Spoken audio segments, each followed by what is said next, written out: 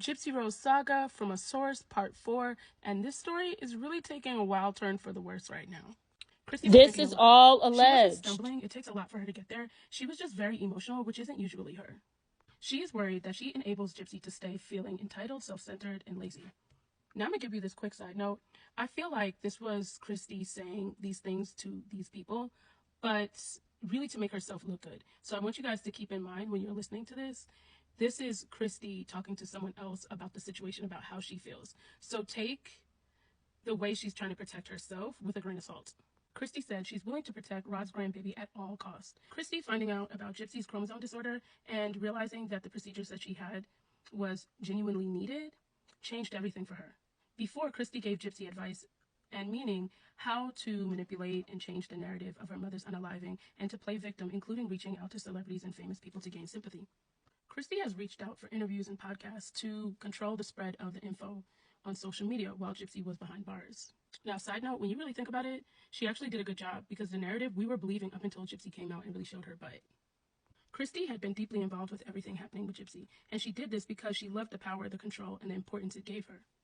Gypsy was out of her hair, and she could deal with her when she wanted or needed, anytime it would benefit her while Gypsy was behind bars. Now she can't, and it's becoming a bigger issue than Christy ever thought. Yes, Christy was paid for her time, her efforts, and her research. While the truth came out about the medical records in black and white, it changed everything because it means her time and efforts went down the drain and could backfire on her and her family.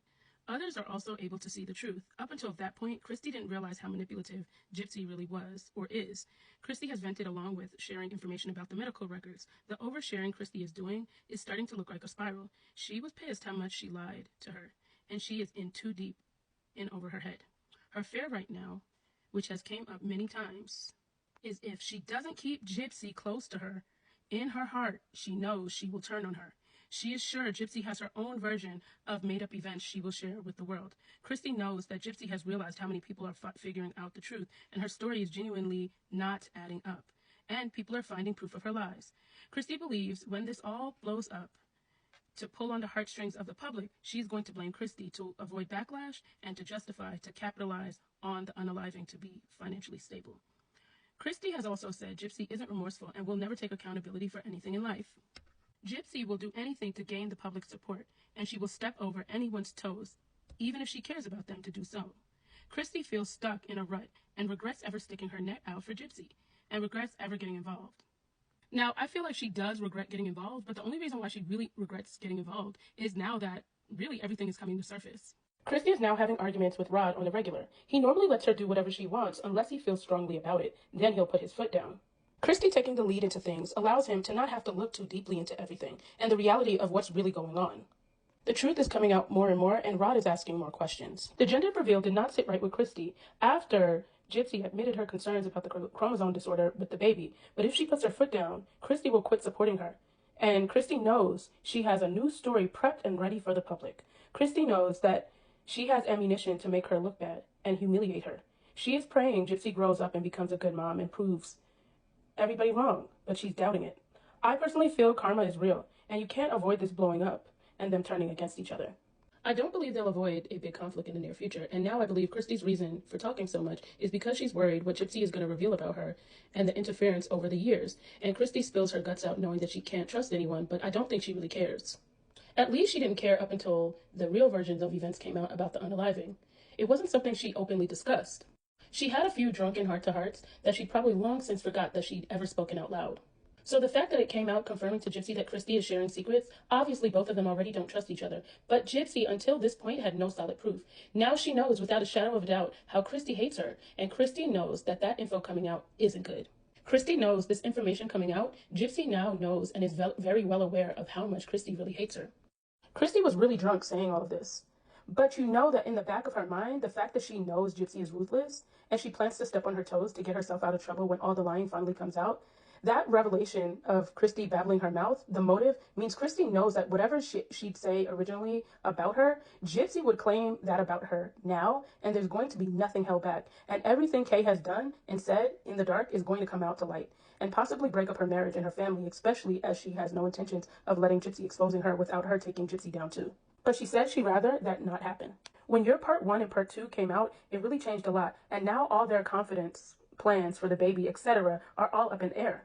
Her new priority is her reputation and her image, and how she can get out of this without damage. But she still wants to make sure she can get everything out the situation that she wants. I am dreading the baby being born and truly cannot see Gypsy or Christy being permanently in her life. Mia won't take responsibility for that child as she's got enough on her plate. And Rod works a lot and Ken is halfway out the door. Gypsy is well aware that Ken likes sausage. She doesn't care as long as he's with her, but his future plans do not include her, and I've heard it. He will not be going anywhere until after the birth. He is going to see it through. I believe he sees this baby as the child he gets to raise with his male spouse, because as we all know, two men can't make a baby. But Ken has always wanted a baby. He just doesn't want a lifetime with a girl, especially the one he has. He has to tiptoe around her and cater to her. And he claims she feels like she's back with her mom every time him and her family get into it, especially anything that has to do with learning to cook, even simple things like walking or getting off her butt. The family now has designated days on when they post. No matter what's going on, so for example, if Mia posts for 5 days in a row about random things, at least on the 6th or the 7th day, she'll post something where she will at least mention or show her family or Gypsy, just so people think that everything is okay. And if she sees something on TikTok about Gypsy, she'll put something nice. All right, so there's a few things that I want to clear up, and I also want to give you my opinion. A lot of people in one of my videos said that CPS couldn't contact Gypsy before the baby is born. That is a complete lie, because there is a fetal heartbeat law in the state of Louisiana.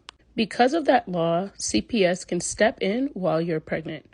Now, there's not too much that they can do, but there are things in place that they can do. Now, this is something that you can look up, so you don't have to take my word for it, but don't be a keyboard gangster. Actually go look it up.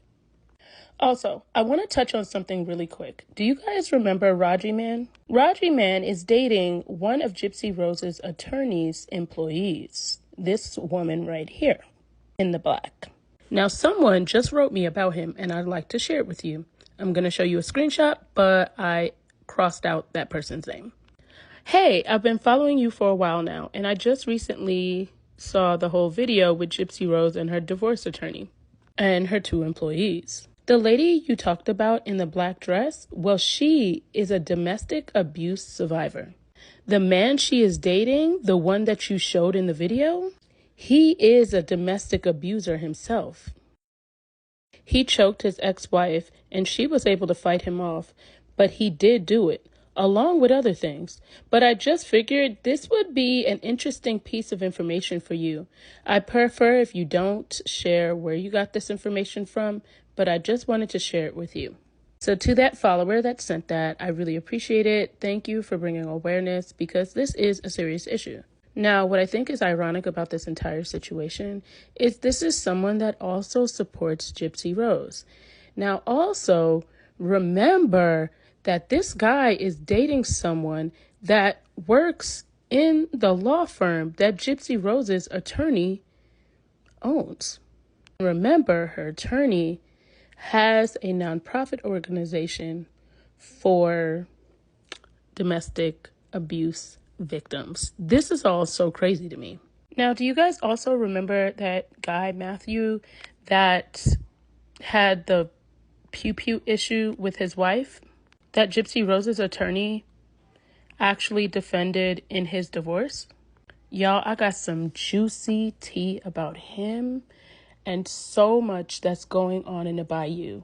I've received so many emails and messages. I'm just trying to put everything together so that I can get it out to you guys and it can all make sense. Honestly, I never expected to get all this information, so it's like I'm getting a lot of information and I'm trying to figure out how to get it out to you guys in the best way and also not expose anyone that's giving me the information. I'm going to be very honest with you guys. This whole situation that's going on down in the bayou, it kind of makes me really sad that people feel like they can't really speak out about injustices or things that are happening because certain people have a lot of power. And I'm going to try to shed the light that I need to shed on this so that maybe it'll really help the community and the community can do better.